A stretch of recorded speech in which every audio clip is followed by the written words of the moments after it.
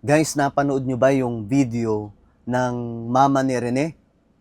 Nako, mga sangkay, mukhang sinumpa yung maraming mga player kasama po yung mga coaching staff sa harap mismo, no?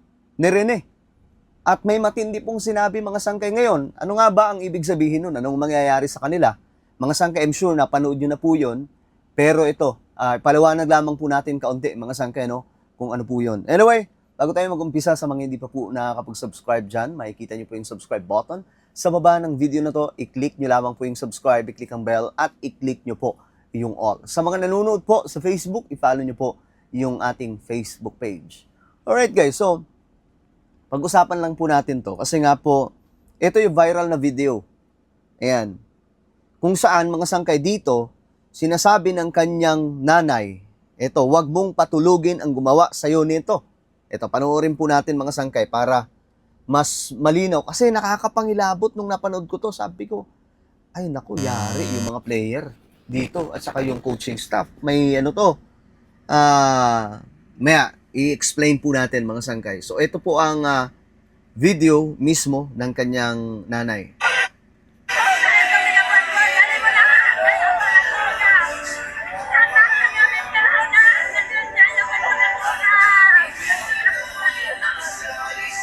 So ayan mga sangkay, wag patulugin daw.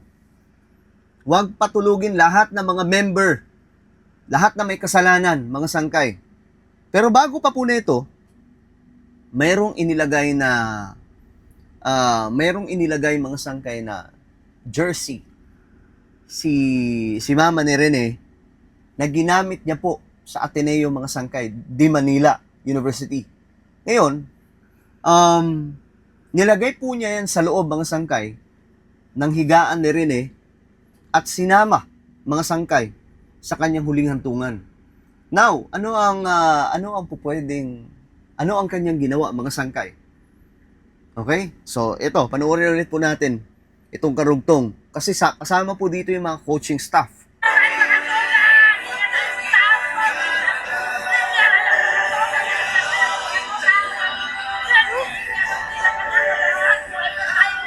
Okay, ayan, no?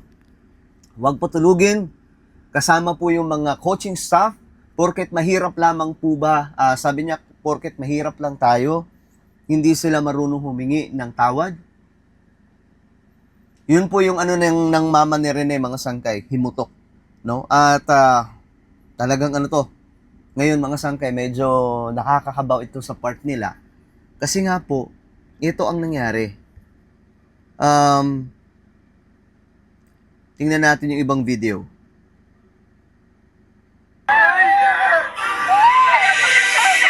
Ayan, huwag mong patulugin ang gumawa sa'yo nito na.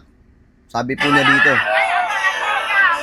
Huwag mo silang patulugin. Lahat ng member, huwag mo silang patulugin. Kapag hindi sila nagsasabi ng totoo, yun yung, hindi basta na huwag patulugin, na parang wala. Kasi, gusto talaga nila makakuha ng hustisya at ang feeling nila, porket mahirap po yung family nila, iitsapwera po sila, parang binabaliwala. Kahit po yung Ateneo, mga sangkay. 'Di ba? Ito yung tanong ko eh. Nung nangyari ito, bakit walang kumundina sa mga rich kid players? Mga magulang nila, bakit yung mga magulang ng mga rich kid players ng Ateneo, hindi po kinundina ang Ateneo coaching staff sa kanilang ginawa? Which is kasama po yung kanilang mga anak. Ano mayroon? So nakapagtataka, di ba, mga sangkay? So yari sila dito. Galing mismo sa staff, coach at players, huwag mong patulugin, sabi po dito.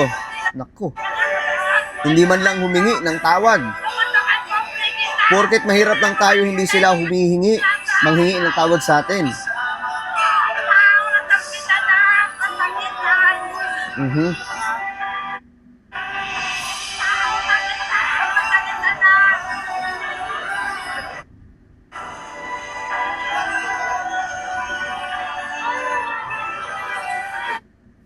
So grabe ang eksena, no? Talagang nakakapangilabot to mga sangkay. Ngayon, ito. Pakita ko sa iyo yung eksena ng kitang-kita yung jersey na ginamit po ni Rene sa Ateneo de Manila na kung saan nilagay po mismo sa loob, mga sangkay. Ayan, ito. Salamat sa tananak! Salamat sa kaayo mo!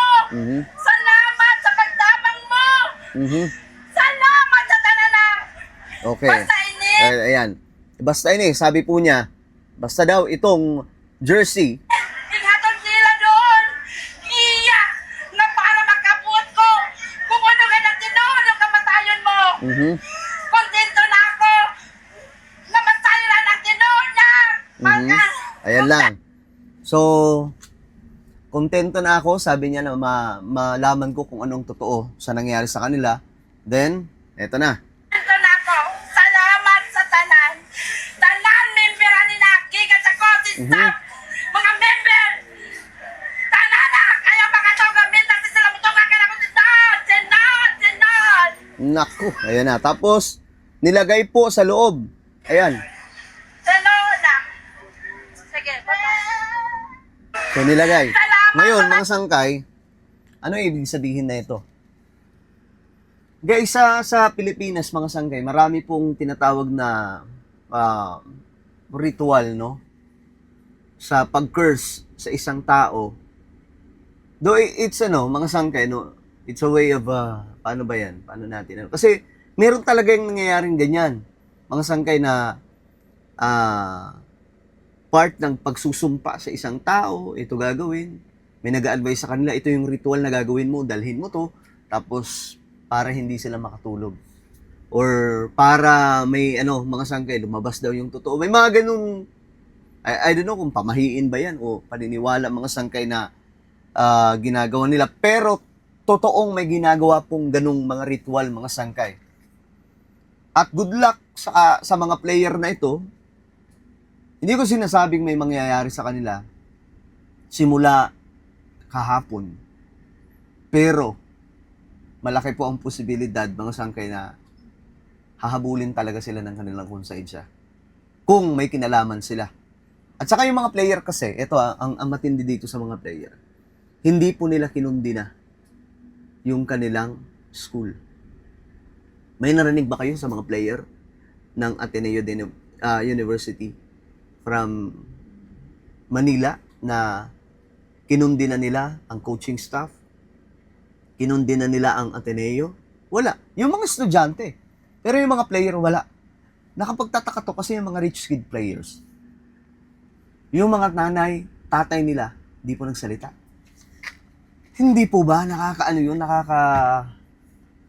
nakakapag-isip ng kung anumang bagay, mga sangkay, laban dito sa mga rich kid players.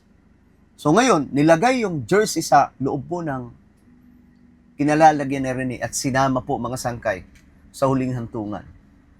Ginamit po ang jersey na yon sa Ateneo. Ang sabi po, lahat ng kabahagi ng uniform na ito ni Rene sa Ateneo, huwag patulugin kasama yung mga coaching staff. Delikado yun. It may be a curse. Pwedeng ganun, mga sangkay, laban sa kanila. Kasi tayo mga Kristiyano, may panlaban naman po tayo sa mga ganyan. Pero yung mga wala sa paglilingkod sa ating Panginoon at yung mga halimbawa gumawa ng karumal-dumal na mga bagay tapos ginanito, possible po talaga na tamaan sila. No? Medyo malalim lamang po yan, mga sangkay, na usapin kasi kabahagi po yan dyan, mga sangkay, yung mga ritual na nagpapalabas ng mga espiritong kung anumang bagay yan, mga sangkay, na nasa mundo. No? So, masasabi ko lang sa mga players and coaching staff, good luck sa inyo simula ngayon. Nako, yari sila dito. Well, ano po ang inyong opinion? Comment down below. Huwag niyo pong kailimutan i-subscribe yung ating YouTube channel. God bless everyone.